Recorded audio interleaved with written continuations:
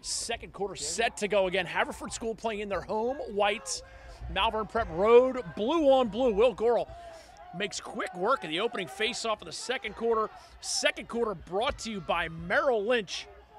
The Peter Ward Private Bank of Merrill Lynch, a tremendous organization. Thanking them for their support of CUDA.com and their true support of these fine athletes and coaches. And you see right there, Booker, P.J. Finley just totally redeemed himself, kind of like Lloyd Christmas and Harry Dunn by losing the faceoff, but getting the ball back right there to give Malvern a well-needed possession here. So you're telling me there's a chance. Shot just wide by Graham Weaver, the senior midfielder for Malvern Prep, driving hard right-handed. Gets a shot off just wide. Landman seemed to track it well. And that's good D right there by Chakey, knowing that Weaver's a predominantly left-handed player. Forces him to his right to take a shot down the alley with his weak hand.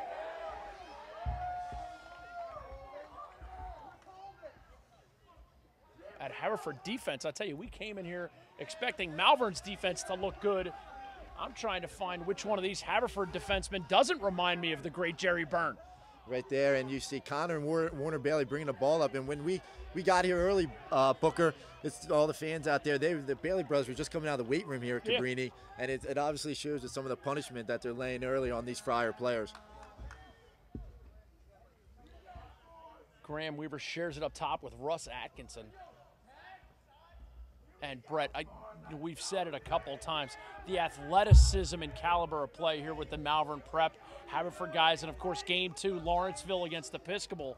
High-level lacrosse and tremendous sponsors on CUDA.com. Booker, the one thing my dad always told me is you can't teach speed, and that's a lot of speed out on the field today between Haverford and Malvern, as you've seen. Shot goal on the inside. Francis McCardle buries it left-handed, dodges around, and just simply deposits it into the back of the hammock. McCardle with a great take. He doesn't have many goals on the season, but that time he looked very confident going behind the net, inverting, and then scoring with his left hand, just going to 5-5 right there and shooting low and away from Landman, and he gets Malvern Prep back on the board 3-2. 1-goal game back on CUDA. Thrilled to have Dual Cam Productions coming all the way up from Silver Spring to be a part of the production committee. Dual Cam Productions. And my man, Smooth Matty Cruz. Fresh, never frozen, right, Matty? Yeah. He's got some funk in his bag. Sammy Rohr inside. Gets it up top to Timmy Brooks. Blint shot, logs on to www. I got some funk in my bag, and it's in the corner. Oh, there's not words. There's not words. Blint literally takes the elevator to the penthouse right there. He brought it low, changed the plane, the shot, brought it up high, and unfortunately for Matt Barrett, he had no chance. Once he dropped his stick, he brought it, like I said, right up top to the penthouse, and that's only where Blint stays. I tell you what, I had a seizure when I said, there's not enough O's in sweet to describe that. So legit. Oh! That was a goal that you'll be talking about for a while, Booker. Lynn just literally caught it, and that's, as a young kid, you catch and get ready to shoot. He caught it, and that was in his stick for half a second, and then it was right out. That was a hashtag, I need more cowbell.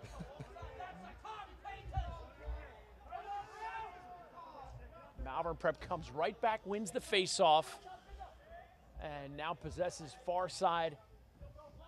Booker Corrigan and Brett Manny doing the honors today here at the Interact semifinals. The Interact semifinals brought to you by Pattison Sports Group. They created the event, and then jumping on board Trash Can Lacrosse. Check out that Trash Can Lacrosse League and the Trash Can Lacrosse camps all around the Philadelphia area. And right there, Booker, you see what Malvern's trying to do is that they do a lot of invert offense. They like to take the ball behind the cage with their midfielders and run big little game, which means the little short stick with the big long stick pick and rolls. And sorry to interrupt you there, Brett, but we had a procedural violation against Malvern. Ball goes from their offensive end to the defensive half of the field. Then it comes back on the offensive end without being possessed by Haverford. It becomes an automatic stall warning. Malvern, not fully knowing that it's a stall warning, they throw it out of the box, and it's Haverford possession. Will McNamara, the do-it-everything midfielder. Great save by Barrett. Stayed high on that, held his position well. You see why he's a clear star in the making, Matty Barrett. There's your two future teammates right there with Barrett stuffing the future Cavalier and Will McNamara. They'll get plenty of those in rubber in Charlottesville the next couple of years, but for now, I'm sure McNamara wanted to get that one in on Barrett.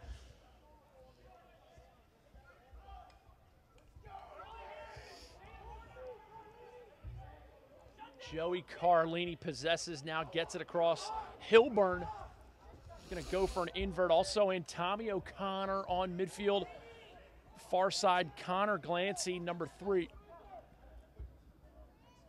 And Carlini's one of the better players on Malvern and better players in the Southeastern PA, the junior who's headed to Johns Hopkins, a defensive midi, but he was first team Interact because of his job at the defensive midfield and transitioning the ball from defense to offense. Carlini's one of the best. And back into the stick of Paxton Moore. Moore gets it across the top. McBride, great diagonal pass. Shot by Blint, no dice. And Matty Barrett's starting to heat up a little bit in the Malvern Prep goal.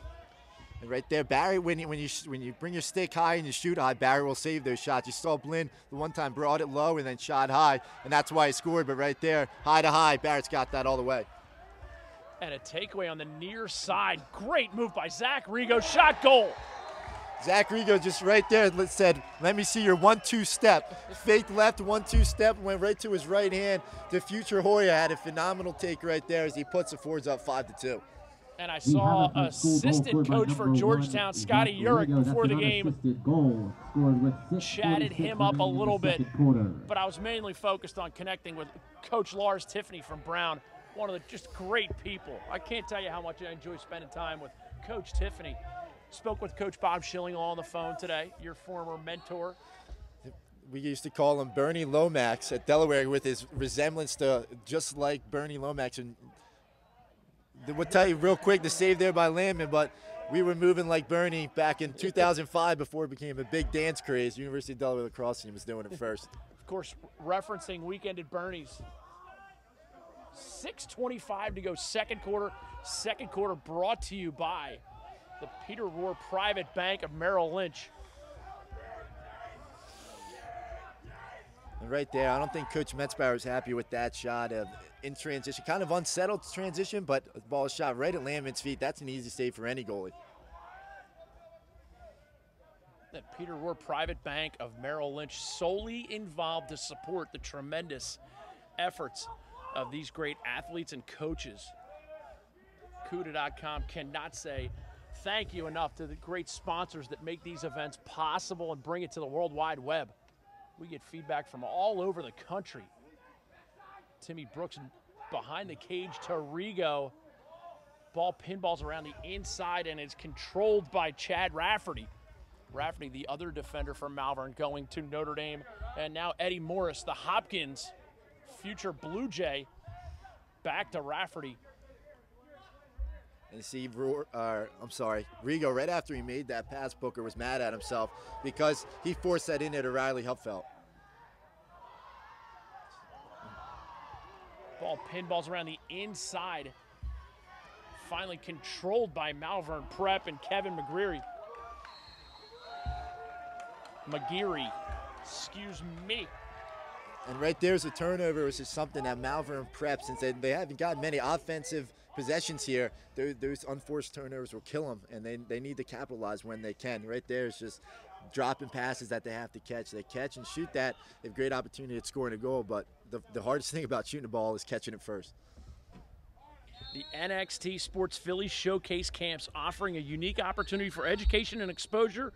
Work closely with top college coaches. Boys Showcase Camp is June 15th to 17th at St. Joseph University. Girls Showcase Camp is July 17th to 19th at Haverford College. For more information, go to showcaselacrosse.com. And now we see our first flag of the game, Booker. Despite the physicality of this game, it's now 4:48 to go in the second quarter, and that's our first penalty. So the rest are letting a lot get away here. And watch this now for Haverford, is that on the man down they bring in Sammy Rohr is going to be the short stick, and Will McNamara, the do-it-all midfielder, the hybrid, now changes in his short stick for the long pole and plays long pole midi for the forwards. The Haverford School penalty. Referees for today's game. Say it with me. Carmen D. John Domenico, Maceo Parker, and Richard Montgomery McGee. A full 1 minute foul is going to give Malvern Prep a chance to close the gap. They trail 5-2 here.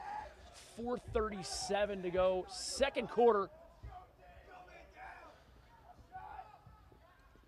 Great save, Landman. A blistering shot on the man-up play. Tommy O'Connor with the shot, Booker, and that's a shot from 15 yards. That's high to high, and that's a save that Landman's going to make 99% of the time. The only guy I know in the high school level I've seen who can make that shot consistently is Bradley Lord from Conestoga, but that's not a shot that I'm sure Malvern's looking for. As a defense, you want to give up the outside shots when you're man down, and that's exactly what Haverford did, and as a result, they got a save and now are able to beat the penalty. And a great timeout by Coach John Nostrand. Tremendous coaches here with Dave Metzbauer from Malvern Prep, and of course Nostrand with Haverford School. Want to remind you, Trash Can Lacrosse, check it out. The Trash Can Lacrosse Camp for boys ages 8 to 14 this summer. Brett Manny's Trash Can Camp is June 18th to the 22nd at George School in the Newtown Yardley area. And Andy Hayes' Trash Can Camp is June 25th to 29th at Episcopal Academy in Newtown Square. Register at trashcanlacrosse.com. We also want to remind you, if you are ever in the Baltimore area or northern Maryland area and you're looking for anything you need to eat, get to Royal Farms, your first stop before and after every game for everything from healthy snacks, custom-built subs and wraps, Western fries, and of course world-famous, fresh, never frozen Royal Farms chicken. Royal Farms, real fresh, real fast. Food and drinks are also available. The vendor village is located just outside. 28 seconds left in the penalty. Under Armour All-American Sammy Rohr starting with it for the forward. Splits the double, comes away with possession, draws the foul. Sky whammy on the near side. Still drawing fouls. I think, Booker, we just witnessed history. That's the first 5'6" lacrosse player in history to swim move and to be effective with it. He did 2 swim moves, a box fake in just that possession, and he single-handedly created a penalty and clear, and were able to release the penalty for Haverford. Tremendous effort by my man, Slick Sammy Rohr. Will McNamara now back with his short stick. He's got a swim move in his bag.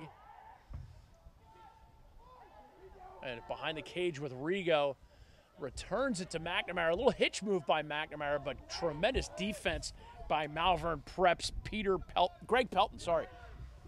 Pelton, the southpaw left, he just sat down and played defense, and he's very athletic. He can clear the ball, and he's going to be a future Duke Blue Devil as a sophomore, one of the best sophomores in the country, Booker. Joined by Brett Manny today. Thrilled to have Brett with us. Brett, tell us exactly what you mean when you say he sat down. He just kind of, when he sat down, it just almost looked like he was sitting on a chair, Booker. He was just doing his business, sitting down, getting low to the ground, playing good defensive positioning. And, he had one slap check, cross check, and he's just playing good fundamental defense. Any young kids out there, that's really what you want to do. Move your feet, not your stick. Position defense at a premium here today. 5-2 the score. 30-second foul against Malvern Prep. This man up brought to you by The Power Shaft. Go to thepowershaft.com to learn how you can get the best lacrosse training device. And Slick Sammy Rohr buries it left-handed, low corner.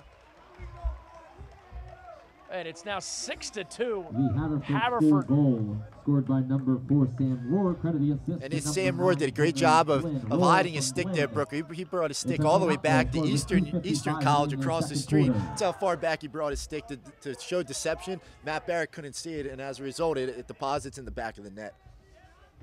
Finley back at the face-off logo going up against Gorel. And Will Goral was one of the Under Armour All-American underclassmen players of the game early this year. And for a lot of good reasons, he did a tremendous job facing off in a game you can watch on CUDA.com, the Haverford St. Paul's game. Miscommunication on the near side. 2:32 remaining, first half. This quarter brought to you by the Peter Rohr Private Bank of Merrill Lynch. And you just see there, Booker, another unforced turnover as Malvern wins a faceoff, and they're just getting the ball around. They're going through their substitutions, and as you see, Eddie McLaughlin just turns the ball over. And that's another unforced turnover for Malvern. To get back in the game, they got to really limit those because Haverford's making the most of their opportunities with the 6-2 lead with 2:17 to go in the second quarter. Peter Blint with the clear, gets the pass from Landman. And Landman shows that he's more than just a stopper, a great leader of clears and communicator, coordinates defensive slides. Coach John Nostrand says great things about so many of these young athletes on this Haverford school team. And of course, he has tremendous coaches as well. Coach Nostrand doesn't do it by himself. Travis Loving, Mark Patrone, Paul O'Grady. Great coaching staff. Coach Scott doing a great job with this group. Here's Timmy Brooks dodging right-handed. Little roll off to Blinn, near side, back to Brooks, and they're gonna play catch here on the near side. 1:30 left, second quarter. Second quarter brought to you by Peter Rohr Private Bank of Merrill Lynch. Merrill Lynch, one of the great companies. You can associate with a great company by joining up with Peter Rohr and the Private Bank of Merrill Lynch, supporting the efforts of these great athletes and coaches. Little hitch dilly-icious on the far side by Brooks. And now it's Henry Blinn going near side.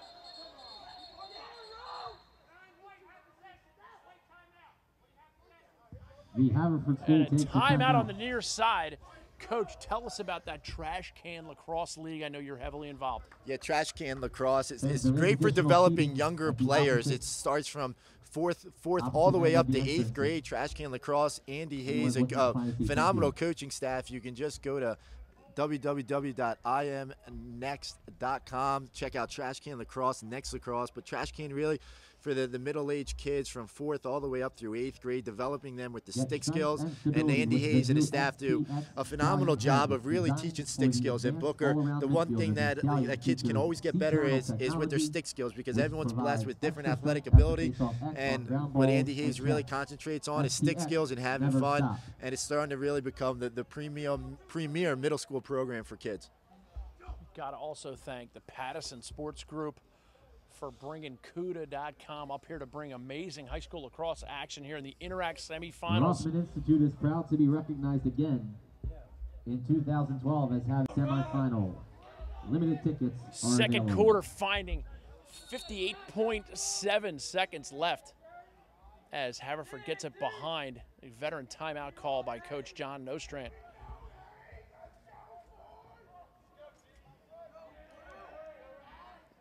Ford's leading 6-2 as Timmy Brooks carries it down the far side. And Booker, interesting here as Malvern decides to double pull McNamara and Rohr and put the shorty Joey Carlini, one of the best short stick defenders, down on McBride, Gavin McBride. So interesting tidbit coming out of the half in Malvern's game plan.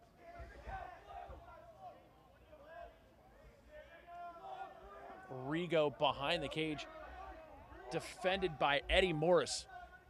Morris destined for Johns Hopkins.